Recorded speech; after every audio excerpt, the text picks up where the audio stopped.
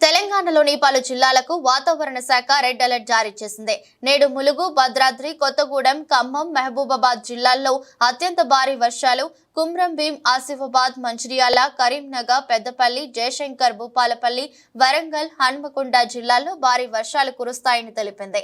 రేపు ఆదిలాబాద్, కుమ్రం భీం, ఆసిఫాబాద్, మంచిర్యాల, నిర్మల్, కరీంనగర్, పెద్దపల్లి జిల్లాల్లో అత్యంత భారీ వర్షాలు, నిజామాబాద్, జగిత్యాల, రాజన్న సిరిసిల్ల, జయశంకర్, భూపాలపల్లి, ములుగు జిల్లాల్లో భారీ వర్షాలు కురుస్తాయని హెచ్చరికలు జారీ చేసింది.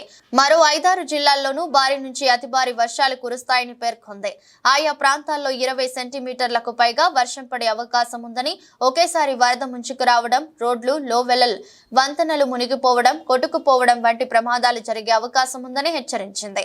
అలాగే కొన్ని ప్రాంతాల్లో గంటకు 50 కిలోమీటర్లకు పైగా వేగంతో గాలులు వీచే అవకాశం ఉందని తెలిపింది. కాగా నిన్న కూడా రాష్ట్రంలోని పలు ప్రాంతాల్లో వర్షాలు కురిశాయి. భూపాలపల్లి జిల్లా మహదేవ్పూర్ మండలం పెద్దంపేటలో అత్యధికంగా 13.9 సెంటీమీటర్ల వర్షం కురిసింది.